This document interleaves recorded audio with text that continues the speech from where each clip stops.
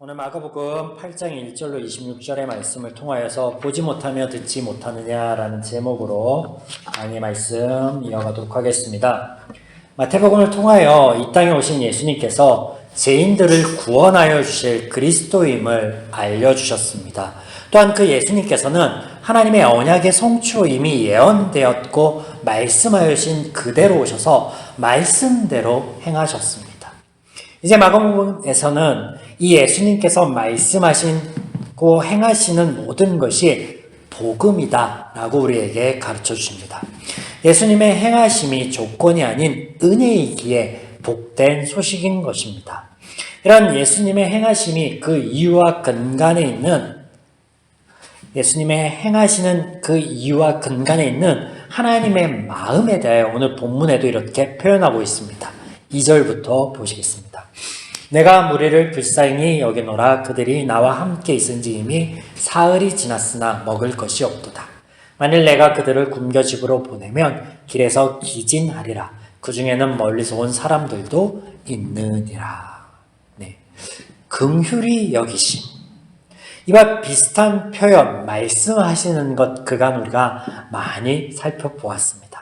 예수님의 행하심과 말씀하심이 복음인데 이것이 새로운 것이 아니라 우리에게 너무나 익숙한 것이다 라는 것이죠.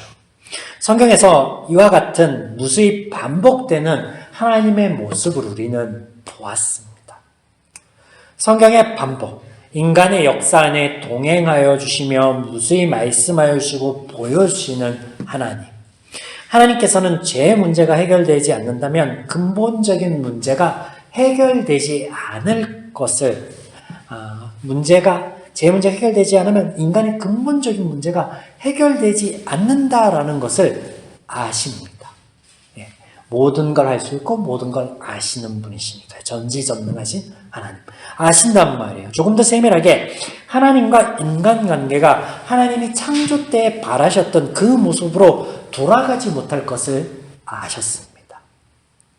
그럼에도 불구하고 지속적으로 반복적으로 보이시고 알리시고 그리고 찾아와서 동행하여 주시는 것, 그런 하나님의 동행하심, 하나님의 일하심은요 하나님 편에 필요하신 것이 아니라 우리 편의 필요성 때문입니다. 하나님의 능력이 부족함이도 아니고 하나님이 몰라서도 아니라 하나님의 구원 사역이 이렇게 길게 이어지는 것, 인류의 역사 가운데 그렇게 긴 시간이 필요했던 것, 우리 때문이었다. 지난 시간 굳이 이방의 땅 두로까지 가셔서 그곳에서 이방 여인의 필요를 채우시는 예수님의 모습이 그 필요 없는 귀찮게 혹은 그 번거롭게 혹은 그 유대인들의 손가락질 당할 만한 일을 할 필요가 없음에도 불구하고 예수님이 그렇게 하셨다라는 것은 이런 하나님의 모습을 보여주고 있는 거예요. 변함없는 하나님의 모습. 인간은 아침 저녁으로 모습이 바뀔 수 있습니다. 화장실에 들어가기 전과 후의 마음이 바뀔 수도 있습니다. 그러나 하나님께서는요 불변입니다. 그 어느 것 하나 바뀌지 않아요. 늘 그렇듯 오늘도 본문에 보시면 예수님께서 이방 지역에서 갈릴리로 돌아오자마자 수많은 무리들이 예수님에게 찾아옵니다. 그리고 예수님께서 말씀하여 주시는 것을 듣고 귀신을 내어 쫓고 병들린 자를 고치는 모습 등을 보게 됩니다. 그러다 그들을 예수님께서 보니 허기진 것 같은 모습에 안쓰러워하시죠. 무리 중에 있던 떡 7개와 물고기 2마리로 그 수천 명에 이르는 사람들을 먹이시고 돌려보내십니다. 이후에 갈릴리 서쪽 지방인 이 달마누다 지방, 다른 복음서에는 마가다안이라고 등장하는데 거기 들어가시네 바리새인들이 찾아와 예수님께 표적을 구합니다. 12절. 예수께서 마음속으로 깊이 탄식하시며 이르시되 어찌하여 이 세대가 표적을 구하느냐. 내가 진실로 너희에게 이르노니 이 세대에 표적을 주지 아니하리라 하시고. 어떻게 보이십니까? 앞서 수많은 무리들, 먹이시고 안쓰러워하는 그 무리들을 바라보시는 그 예수님의 시선과 마음과 지금 바리새인을 바라보는 예수님의 시선과 마음이 달라 보이십니까? 앞서서 제가 하나님은 불변이시다라고 말씀하셨는데 달라 보이느냐고요. 결론부터 말씀드리자면 다르지 않다라는 거예요. 다르지 않다. 하나님의 긍휼히 여기심의 실체는 앞서 길게 말씀드린 대로 죄에 사로잡힌 인간의 처지에 대한 안타까운 긍휼히 여기심입니다. 단순히 병 들리고 귀신 들리고 굶주린 것을 안타까워하시는 게 아니에요. 그 표면적인 것을 안타까워하시는 게 아니에요. 마찬가지 지금 나와오는 이 바리새인들 나와서 예수님을 대적하게 안타까워하는 게 아니에요. 그래서 그들을 가리키지 않고 세대다라고 말씀하세요. 세대다. 우리는 주목할 필요가 있죠. 일반 명사를 이용해서 세대, 이 세대, 즉 죄인들. 자, 성경을 보는 우리 시각을 조금 더 넓혀보면 달리 보일 수 있습니다. 7장 31절 이하에 예수님께서 한 사람을 고치시는 내용이 등장하는데 그가 누구냐? 듣지 못하고 말 더듬는 자입니다.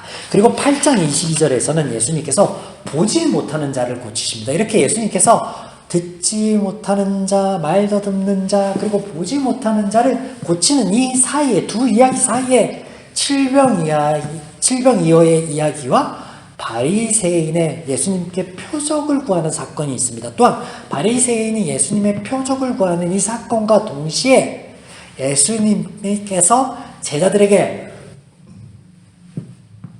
바리새인의 누룩을 조심하라라고 하는 말씀이 이어집니다. 그렇다면 여기 누룩은 무엇이며 이들 이야기의 연관성은 무엇일까요? 천천히 살펴보겠습니다. 자, 먼저 예수님께 나온 바리새인들의 속내를 한번 볼 필요가 있겠습니다. 마가복음 3장 6절에는 이런 말씀 있죠. 바리새인들이 나가서 곧 헤롯 왕과 함께 어떻게 하여 예수를 죽일까 의논하니라. 자, 이미 예수님과 종교적 마찰을 이어오던 바리새인들은 결코 그들이 함께 할 수 없었던 입장이 극명하게 다른 헤롯 왕과 작당을 하고 예수님을 죽이기로 결정을 했습니다. 작정을 했습니다. 그렇다면 지금 8장에 와서 3장에서 8장 시간이 흘렀죠. 이 8장에 예수님께 나오는 그들의 속내는 바뀌었을까요? 아니면 같을까요? 그들이 구한 표적은 무엇이고 그들이 왜 예수님을 시험하고자 하는 걸까요? 뭐예요? 예수님을 죽음에 이르게 할 수 있는 고발거리, 핑계거리를 찾고자 하는 거예요. 이미 마음이 정해졌어요. 예수를 죽이기로. 그러면 어떻게 하면 죽일 수 있을까? 어떤 꼬투리를 잡을 수 있을까? 어떤 제목을 잡아낼 수 있을까? 하고 나오는 거예요. 네. 이에 예수님께서 그들을 피하시죠. 네. 그들과 맞서지 않습니다. 피하십니다. 듣지 못하고 말을 더듬는 자를 고치신 후 그에게 아무에게도 말하지 말라라고 경고하십니다. 그리고 보지 못하는 자를 고치신 후는 그에게 마을에 들어가지 말라 그랬어요. 그들을 피하고 말하지 말라, 마을에 들어가지 말라. 예수님이 같습니다. 다 같은 예수님이에요. 그리고 이와 같이 행하신 이유에 대해서 오늘 제자들과의 대화 속에서 우리는 엿볼 수 있습니다. 자, 17절에서 21절 볼까요? 예수께서 아시고 이르시되 삼가 바리새인의 누룩을 조심하라 라고 말씀하셨죠. 헤롯의 누룩을 주의하라 라고 15절에 말씀하시고 제자들이 못 알아듣고 수군거리니까 17절 말씀하기를 너희가 어찌 떡이 없음에 수군거리냐 아직도 알지 못하느냐 깨닫지 못하느냐 너희 마음이 둔하느냐 너희가 눈은 있어도 보지 못하며 귀가 있어도 듣지 못하느냐 또 기억하지 못하느냐 내가 5개의 떡을 가지고 5,000명을 먹여 떼어줄 때 몇 조각 남은 바구니를 거두었느냐 또 7개로 4,000명을 떼어줄 때 몇 조각 몇 광주를 거두었느냐 아직도 깨닫지 못하느냐. 제자들이 깨닫지 못하는 것, 바리새인과 헤롯의 누룩. 이 누룩은 뭐예요? 이게 죄입니다. 이게 죄예요.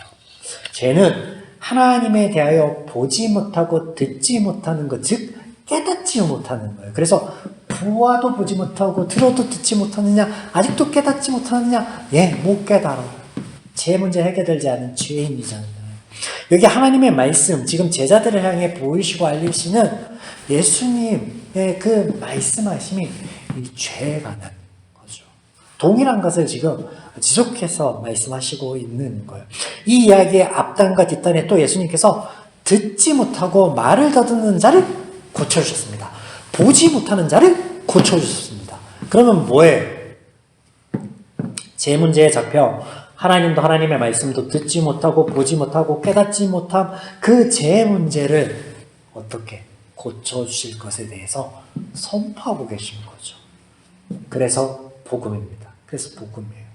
사랑하는 여러분, 오늘 우리가 하나님의 말씀을 보고 듣지 못하고 보고도 보지 못하고 들어도 듣지 못하고 깨닫지 못하는 것, 그런 게 우리 삶에 있다면 욥과 같이 우리 삶 가운데 함께 하시는 그런 하나님을 느끼지 못함이 내 삶 가운데 있다면 아마 두 가지 중에 하나일 겁니다. 첫 번째는 하나님 혹은 나와 하나님의 관계에 별 관심이 없는 사람이에요. 흔히들 썬데이 크리스찬이라고 하죠. 예배 드리는 거 하나만으로 그냥 만족하시는 분들. 혹은 죄적 사고방식에 잡혀있는 사람들일 것입니다. 본문 가운데 보아도 보지 못하고 들어도 듣지 못하고 깨닫지 못하는 예수님의 제자들 향해 예수님께서 하신 말씀이 뭐예요? 오병이어와 칠병이어란 말이에요. 너희들 이것을 체험하고도 떡 한 개 남아있음에 그 떡 하나로 인하여 나를 바라볼 수는 없었니? 여전히 먹을 것 없음에 전에 그 두 번이 있었던 사건과 동일하게 행동을 하느냐? 우리 삶이 그래요. 하나님의 말씀을 듣고 우리 삶 가운데 가는데 그 삶 가운데 그 말씀을 의지해서 하나님을 바라보지 못하고 여전히 현실을 바라보고 나를 괴롭히는 사람들을 바라보고 죄적 사고관에 갇혀서 하나님이 나와 함께하고 동행하고 역사하여 주시는 걸 바라보지 못하고 욥의 이야기처럼 우리가 한번 살펴볼 필요가 있겠죠. 한 가지 더. 하나님께서는 바리새인이나 일반 백성들이나 제자들을 똑같이 보시고 대하십니다. 사람들에게 알리지 마라. 마을에 들어가지 말라. 그들을 피해 가시는 거. 다 피하는 건데 동일하게 대하신다라는 것을 단편적으로 보여주시는 것이죠. 그러면 예수님이 보시는 건 뭐예요? 오직 그들 가운데 있는 죄를 보시고 그리고 긍휼히 여기시는 마음으로 대하십니다. 자, 우리가 삶 가운데 관계 맺는 많은 관계들을 우리는 어떻게 바라보실까? 바라볼 수 있을까? 좀 고민해 볼 수 있는 시간이면 좋겠습니다. 사람들이 동일하게 죄 가운데 죄적 선택을 하고 죄적 어떤 가치관 안에 관계를 맺어갈 수도 있어. 크리스찬이라고 다를까? 아니, 그럴 수도 있어. 예수님의 제자들이나 바리새인이나 예수님께 떡 하나 얻어먹으려고 병고침 받으려고 귀신 쫓음 받으려고 오는 자들이나 똑같았던 것처럼 그럴 수 있다. 선 줄로 아는 자는 착각하지 마라. 언제든지 넘어질 수 있다라고 하시잖아요. 어떤 기준으로 바라볼 것인가 우리가 좀 이 시간 좀 고민해 봤으면 좋겠습니다. 그리고 그들을 대할 때는 부족하지만 예수님의 마음을 닮았으면 좋겠습니다. 그럴 수 있는 여유로움이 우리 삶과 내 마음 가운데 하나님의 평안으로 깃들었으면 좋겠습니다. 라고 또한 기도할 수 있는 저와 여러분이면 좋을 것 같습니다. 그 말씀을 의지해서 남아있는 한 주의 발걸음도 승리하시길 주님의 이름으로 축원드립니다.